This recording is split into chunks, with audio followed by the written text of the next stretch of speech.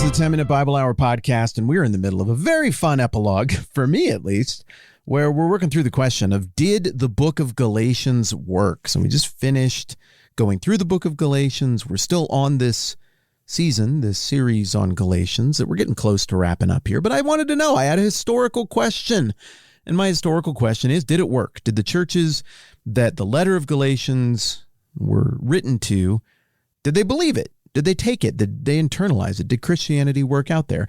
And so to answer this question, because of the nature of the geography of this era, the geography of Galatia, we have to really look at about 6 towns to try to establish an answer from history to that question.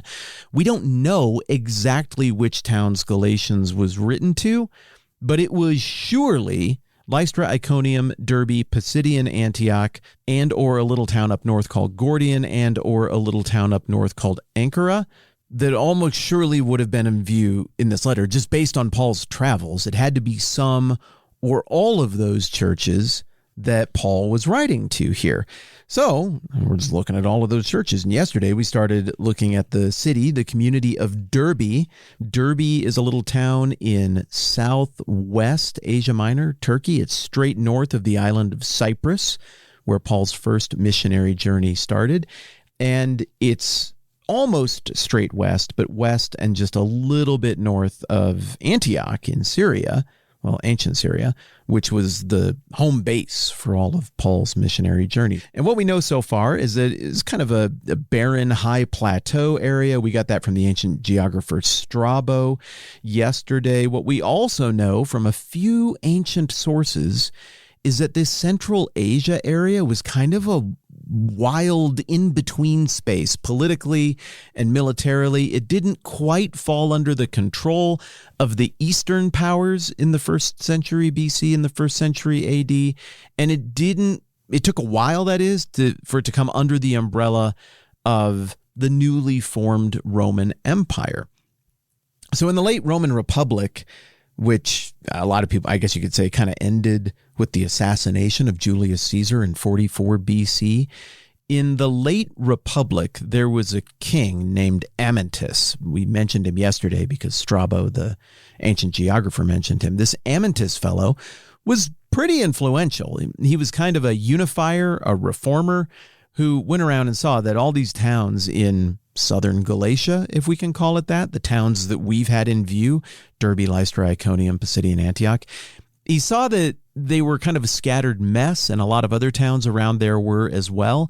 And so he made unification efforts. I'm not saying he was like a good guy or a bad guy per se. He was a loyalty flexible politician and king who made common cause with whichever faction in the Roman Civil War that was going on out west seemed to be winning. At some point, he was all team Mark Antony and Cleopatra. Then at the very end, when it was clear Mark Antony and Cleopatra were going to lose and that Julius Caesar's godson Octavian was going to win, all of a sudden, he liked Octavian a whole bunch. And Octavian, who became known as Caesar Augustus, that is the Caesar who called for the censuses that caused Mary and Joseph to go back to Bethlehem and Jesus to be born there, Caesar Augustus appreciated that this Amyntas, the last king of the Galatians, came around to his side. It looks like Amyntas was given a very long leash there in the region we're looking at of Galatia to try to pull everything together and get rid of little micro kings and bandits and pirates with either the blind eye of Rome or maybe even the blessing of Rome. What we know, though, is that at one point he conquered the king of Derbe, who was like a bandit king. That's pretty cool, right? Derbe, a few decades before Paul showed up, was ruled by bandits. It was a hive of scum and villainy. Ooh, interesting. And then Amyntas came to town with the casual blessing of Rome, wiped out that king, built a palace there, and started to build walls. This is Strabo's Geography, Book 12, Chapter 6. There's the town of Derbe, which lies closer to Cappadocia than to any other country, and was the royal seat of the tyrant Antipater Derbetes. But in my time, Strabo goes on to say, that Derbe, as well as a couple of other towns, have been held by Amyntas, who attacked and killed Antipater Derbetes. and then effectively received possessions from the Romans as a result.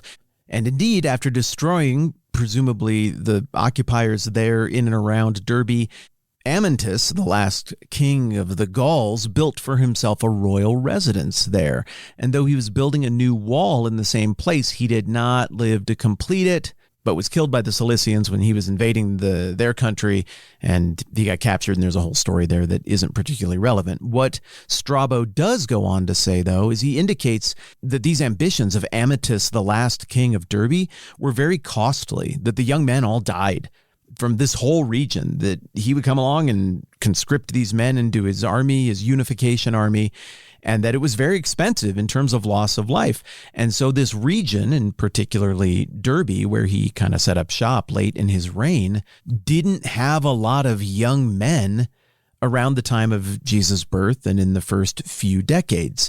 This is very important to our conversation because Derbe continues in some prominence for a little while after the New Testament, but it seems like a town in decline that's only kind of being propped up by the Roman presence. There's no more king of the Gauls there, descendants of Amyntas, to keep things moving forward. The Romans have set up colonies in neighboring towns, but it doesn't look like Derbe got quite the same blessing from the Romans, even though we do know that Derbe really tried to be like, we're also very Roman. Hey, Rome. Hey, emperors. We're also great. In fact, we decided to rename our town Emperor Claudius. Claudius ruled from 41 AD to 54. So Claudius was probably emperor when the book of Galatians was written and was definitely emperor when Paul went to Derbe. So during that time, they were trying to rename themselves and rebrand themselves as Claudio Derbe, and even minting coins from there that had Claudius's image on it to be like, look, you could favor us too, but there's not much of an indication that that happens. And it's possible that Derbe had already just mathematically experienced such a loss of life with their young men that they went into some kind of local population collapse, and without an influx of a serious Roman presence, there just weren't young men enough to keep this town on the upswing. So it still maybe looked okay. It was still maybe coasting from its glory days when Paul showed up, but it was maybe a town in decline already. So I think this is really important to our conversation because at least for this one, for Derbe, we have an indication that factors that have nothing to do with Christianity or the arrival of the gospel or the book of Galatians might have already been so in motion that Derbe was going to go into decline anyway. And if it did go into deep decline, well, there might not be much left there to look at. They might not have had money to build any kind of early churches. They might not have had enough money or population base to be influential enough to really get mentioned. So on the one hand, that is worth noting. But on the other hand, we've got just a few scant records from the 4th century AD through the 7th century AD of 4 bishops who we know nothing about, who apparently presided over some little diocese that was headquartered in Derbe. So what that tells me is that at the very worst, Derbe maybe died down for a while, then experienced a resurgence, and bishops were appointed there for a little while before it went back into decline. Now, we know that ultimately the fate of Derbe and the little towns right around there is whatever was left got more or less crushed during the invasions that ended the Byzantine Empire all the way up in like the 11th century. But I suspect that little Derbe was pretty much already gone and off the map before the Byzantine Empire was formally defeated by the Seljuks in 1071. Okay, so we got a couple of clues about Derbe here. One is what we know about the history and the general trajectory of the town before Paul and Galatians even showed up. 2, we've got a little bit of documented written history that indicates that at least at some point there was at minimum a resurgence of the church there a little bit, or at maximum, maybe this little church in Derbe kept chugging along all the way up to about 700 AD. There's no mention of any representative from Derbe showing up at any of the big church councils. We've got pretty good records of who went to that. So if there were bishops or there were a church there, they weren't influential enough to get that invite, which is kind of a bummer for them. But that leaves one more thread that we need to pull on here. We got, the extra biblical historical stuff. Number 2, we've got church documentation stuff. But number 3, what happens if you put a shovel in the ground? Is there anything there? Has anybody ever wondered about Derbe like we're wondering about right now? Well, the answer is yes. People have wondered about it, but they just don't have enough money to do much about it. Like so many little towns in the Bible, Derbe completely disappeared. It got covered by sand and dirt and maybe other buildings or whatever. As I'm looking at a photo of what tiny bit of excavation has occurred at the site of Derbe right now, it just looks like a farm field in like western, it looks like Scotts Bluff, Nebraska to me. It is exactly how Strabo described it in his geography. It's windswept, maybe a good place to graze a donkey or something. So what's been excavated here? I would estimate that what I'm looking at that got excavated in 2013 is maybe, look a little bit closer. I think I've got the dimensions. Yeah, 250 by 150 meters have been excavated. And there is a mound that stands apparently at its highest point, 30 meters in height. So it looks like there's actually a ton that could still be excavated here, but there was work done in the 1950s and then work resumed in 2013. In the 1950s, they did find a couple of inscriptions here saying it's Derbe. So we're pretty sure this is Derbe, but even though they've found a nondescript religious building, which is probably more likely to be some sort of pagan temple than an early Christian church, but maybe they haven't figured out exactly what was worshipped there, who was worshipped there. Despite that, this just, it hasn't drawn funds. And so I think this has sat dormant for quite a while. This does not look like a tourist or pilgrimage destination, but I bet a bunch of the answers that you and I are curious about are sitting underneath this pile of dirt right now. And at some point in our lifetimes, I bet somebody digs it up, finds the funding for it, and we get more answers about whether or not Galatians stuck in the early days of Christianity. I know we've been going for a minute here, but I want to do one more thing. And this is incredibly simplistic, but I'm just going to go to the place where Derbe is on Google Maps right now. And I'm going to include the town that it is near, the modern town of Karaman. And I'm going to go up here in the search bar and I'm going to search church and hit enter. And we're going to see what happens. Are there any Christians still there? Well, it looks like it. Yeah, here's a church in Karaman. It's very ancient looking. But yeah, that's an ancient Christian church. That's still there.